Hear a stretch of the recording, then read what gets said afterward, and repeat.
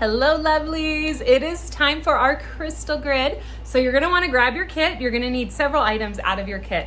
The first thing is obviously our crystal grid with our ladybug. So I'm going to go through a few of the items, just offering a little bit more insight on them. I know there's the unboxing video that has a lot of information. So as far as the crystal grid, this beautiful ladybug is tied. Hello lovelies, welcome to the crystal grid. So in this video, we will be going through how to place your crystals that came in your empowerment box and aligning in that trust and tuning in. As always, grab a notebook if you would like, because there are thought-provoking questions and intentions that you can write down so you can remember every time you see your kit.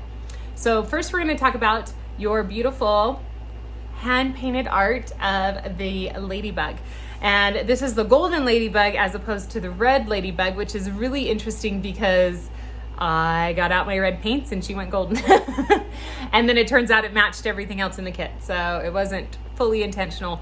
But when we tune into that golden light energy, it's important to understand that a lot of times that gold color is the higher way of being, the higher route. And when we're trying to trust ourselves, it's important to listen to what is the highest good for all. What is the golden path? What is the path that will assist the most people, not just myself, but everybody around me? So when you're trying to make decisions, tuning into that, what's the highest good for all? Then we also have the heart in the sacred geometry on top. And that heart is to represent the weaving and connecting of us all together. So if we think of a knot, if you cut any portion of that knot, it's actually going to disintegrate the whole tie.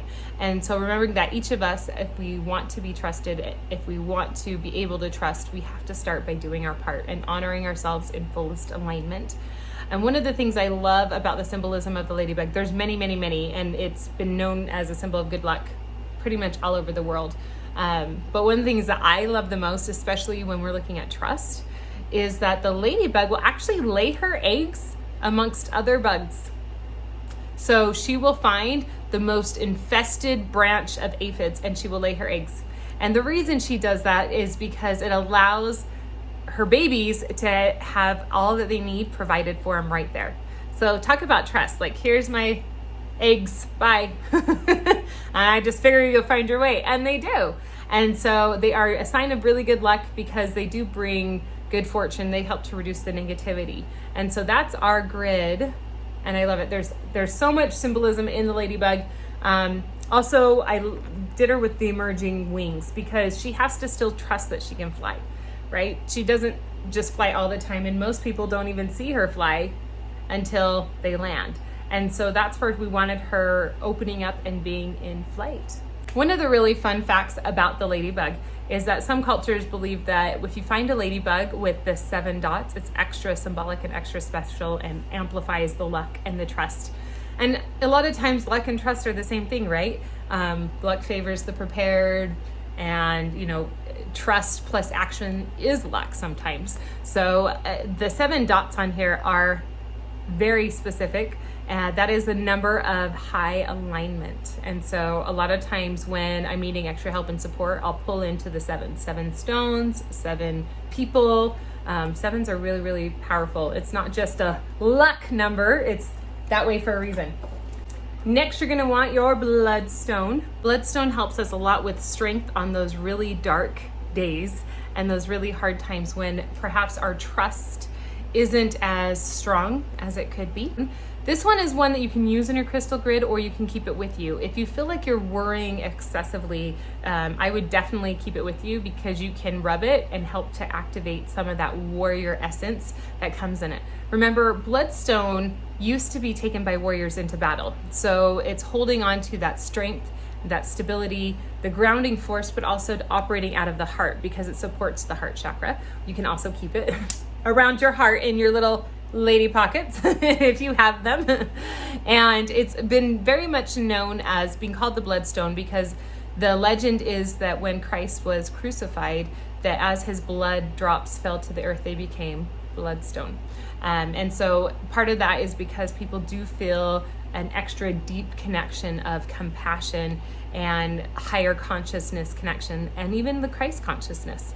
This one's especially good because it's got the green and the red, which are the two beautiful colors for supporting the root chakra and that whole sacral pelvis area all the way up to the womb, which is the green. So I love that one. It's also going to be one of the stones that helps with the strength in the dark days. So when you make a choice and it gets really difficult and you start to second guess if you made the right choice, remembering, I love when I feel that I trust myself. I love trusting myself. I love trusting the flow. I love when things work out. All of those statements are ones that help us to let ourselves flow a little bit deeper. It also helps to build that brightness of the soul, and it helps to protect, helps to ground, and it helps to purify all the old patterns. So we stop repeating past history. We actually get to learn from it. So your bloodstone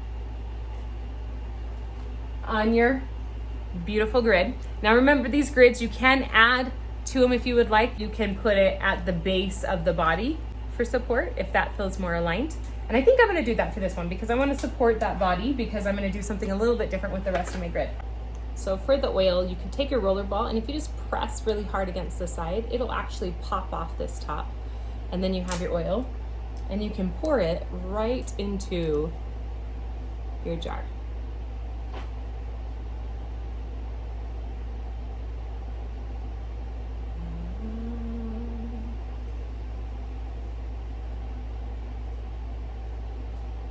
Just like that. And then you have your lid. So that is one way that you can have your beautiful oil ready for you. And then here you'll notice you have the crystals at the bottom. Now you can just dump the whole thing into your jar, or if you would like, you can take out some of them and use them for your crystal grid. And now if you want to still have your rolling ball so you have it to take with you, what I would do is I would pour some of the crystals out, leave some of the crystals in the bottom like I've done here, and then you can pour some of the oil back from your Egyptian glass into here. We did that because obviously if we shipped it in this container, it wouldn't get there in one piece. So that's a fun way to have all of it. You can have crystals for a grid, you can have crystals for your roll-on, and you can also have crystals for your beautiful Egyptian blown glass jar. Yay! Now that I've got my angel light all crumbled here for me, I've got the little bits out. You might want to put them on a cloth because they will be a little bit oily and you don't want to ruin your beautiful crystal grid. And what you can do is you can choose to use your angel light and put one around the heart, or you can use and put one piece of angel light on each of the dots. So right here, throughout, or you can do around the heart. I'm gonna do around the heart for mine. Next, we're gonna have your optical pink calcite. Now, the amount you have of these are going to be a little bit different because they are just fragments, but I like to put at least one in the center. So if you look at your grid, you're gonna have 1, 2, 3, 4 points in the middle, and those are to represent your foundation and the 4 strengths, and again, everything's woven around them. Now, the bottom point is where I have my bloodstone, so I'm gonna put one in each of those points above.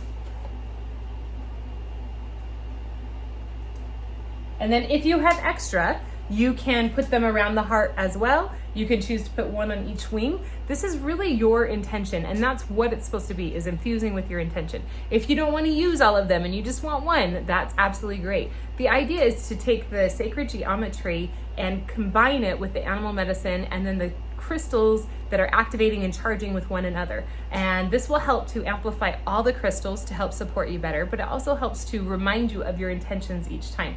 So remembering why you're putting each of the crystals on there. So the pink calcite is mostly about relieving a lot of the emotional stress, creating the calm, creating the clarity, and it's very much known for energizing and healing, especially offering self-forgiveness. So some of us need extra. So if you got a lot, you probably need extra, okay? So I'm gonna put mine right on top, actually, of my bloodstone. Just like that, okay? And then next, you're gonna have your Apache Tears. And you can see in these ones, now the lighting's a little bit better, you can actually see through mine. And that's how you tell the difference between regular obsidian and Apache Tears, because it is a type of obsidian. But you can you see those? Wow, those look like ice. Those are really cool. So the Apache Tears are our strength, our love, and remembering we're connected. And if you listen to the unboxing video, you already know the story, but I'll give you a short version. So it's interesting that the Bloodstone is the blood of Christ turned to stone. Apache Tears are the tears of the Apache warriors and their loved ones that turned to stone, depending on which legend. Most of the legends it was those who wept for the warriors who chose to jump the cliff rather than succumb to somebody else's control and conformity. And so that's kind of our wild freedom that we're claiming.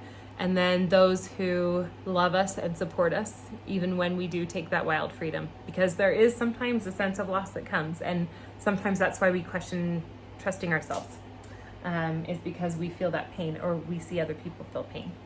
So we're gonna put one of them at the very point at the bottom. So right here at the base.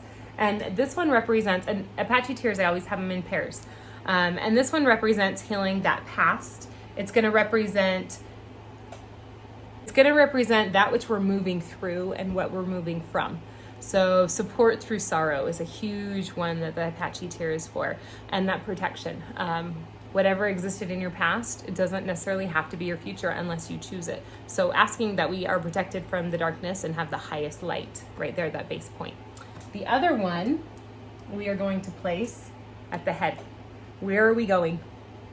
What visions would we like? What clarity would we like in our visions? What protection would we like? We don't want other people influencing where we go. We want to influence where we go. We want to have that strength. So you're going to put one at the top of the head as well. So then once you have that laid out, you can choose to anoint yourself with your oil. You can do your meditation with Rick. And I do absolutely recommend taking your dragon's blood smudge and your feather and smudging, oh, I lost a crystal, and smudging your crystal grid. That will not only clean the crystals, but it will also add that purification, that protection, and that alignment. So, and then after you've had your grid charging for a while, you can absolutely take your medicine bag, and all of these crystals will indeed fit in your medicine bag. So if you are trying to get more clarity and you're trying to, or you have your clarity and you're just trying to take action, maybe taking your medicine bag, putting your crystals inside, and just carrying that with you for the next little bit until your actions have come into full fruition.